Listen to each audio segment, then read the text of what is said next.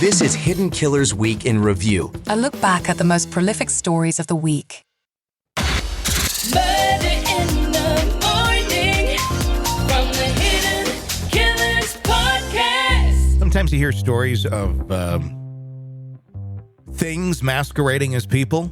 This would be one of those stories. If you have a trigger to stories of child abuse, this would be one you probably don't want to listen to.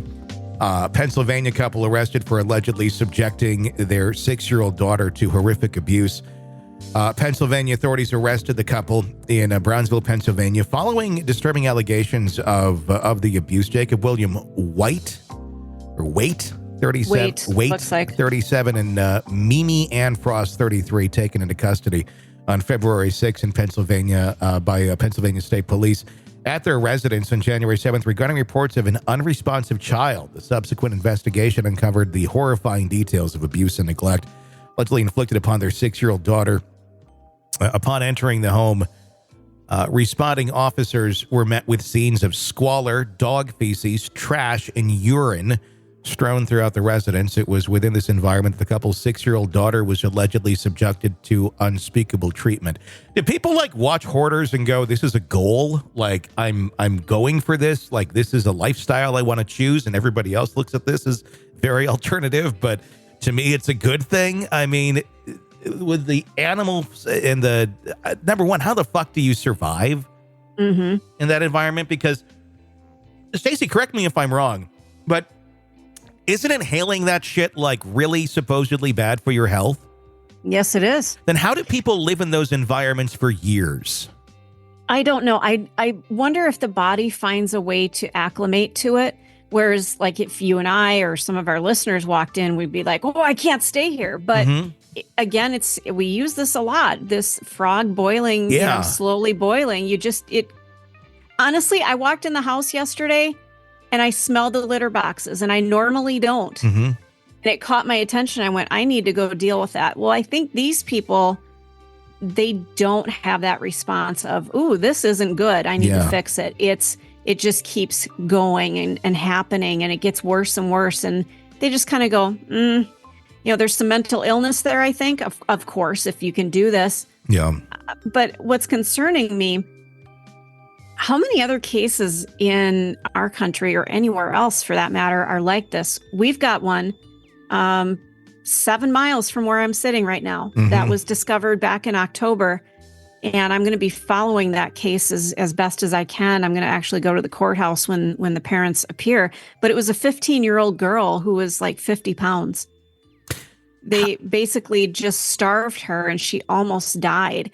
There's the Ferreter case down in Florida where just one kid was kept in a cage. So it's very, I feel like this is happening.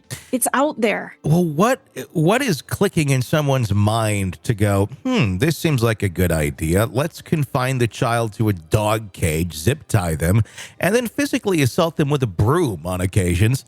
These are accounts of actually what happened to this child. Fayette County District Attorney Mike Aubele described the child's ordeal as torture, revealing that she showed signs of malnourishment and suffered abrasions and open sores on her body.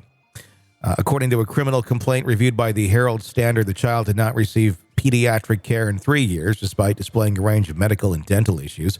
The complaint further detailed chilling revelations from the child herself, who reportedly disclosed to a therapist that she'd been forced to sleep in the dog cage every night and consume dog food. Additionally, Waite allegedly subjected her to further abuse by shooting her legs with a BB gun. One of the worst parts of this is that there were 5 other children in the house and 10 dogs, and none of them were malnourished. So they had the capability to feed, and they were, instead of maybe, hey, we don't have money, everybody's starving. No, it's just the one. Waite and Frost now face a litany of charges, including assault on a minor, corruption of minors, involuntary servitude, strangulation, false imprisonment, child endangerment. Despite the gravity of the accusations, Waite vehemently maintained his innocence as he was escorted in handcuffs, while Frost opted not to make any comments. Currently held without bail at the Fayette County Prison, Waite and Frost await further legal proceedings as the community grapples with the harrowing details of the alleged abuse inflicted upon their this young daughter. My God, I mean, slow boil, I guess. And these kids, their kids. I guess if this is, it's just scary to see, what people will tolerate and end up finding to be normal in their environments when they know no different. And those other kids, I'm sure, knew no different. They're thinking, this is how it goes. This must be love. This must be how, or not even love, but this is how it is when you're, until you get old enough to realize it's not. I wonder what the age of the other children were, but there's 6 kids total, the 2 parents. So that's 8 people and 10 dogs in this house. A lot of living creatures. And no CPS or anything getting involved until things get really, really bad.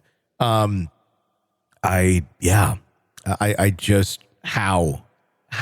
And there's so many homes, you drive by, you walk by, you see whatever, and you go, I can just picture some of these, and I'm thinking, what if somebody walked in there, what they would find? Yeah. I was walking around my neighborhood yesterday. There was a house that, there's stuff in the front yard. There's like chairs that should have been thrown away during, when they come by and pick up junk in the spring. In 98. They're still sitting there. Yeah. There's garbage bags. There's Amazon boxes stacked up in the front window. So you're like, I know there was some shit going on in that house, but I'm hoping it's not, animals and kids. I don't know. You walk by and you go, I just wonder what's going on in there. And I wonder how many people walk by this house and thought, things aren't right there, but nobody wanted to get involved. I don't know. And and the thing is, the bar is so low half the time. I was, who was I talking to? Siobhan. It was Siobhan Scott the other day.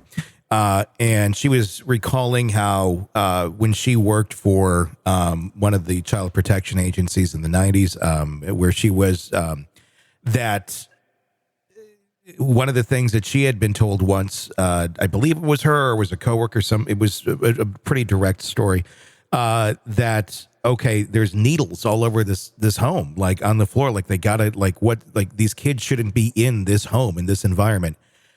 And the way that it was being handled by that area's child protective services or department of whatever it is in that area, the response is, well, make sure they get the needles cleaned up so that they can have the kids back.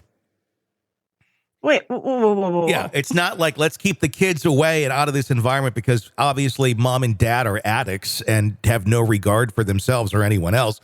It's, well, let's swiffer up the needles and send the kids back because we have this idea in our country based on a really fucked up 1970-something study that the best thing for children, bar none, is being with their biological parents, which is utter fucking bullshit.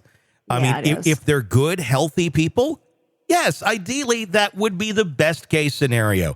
If they're addicts, if they continually have these sort of problems, if they continue to demonstrate a pattern of very unresponsible, dangerous behavior over and over and over, no, that's not the best environment for those kids. I don't give a shit whose sperm or egg it came from.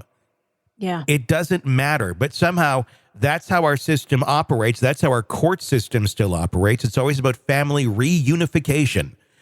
And in so many cases, that family reunification ends up putting a child back into an abusive situation where they either end up getting so fucked up, they just repeat the pattern again, or they die.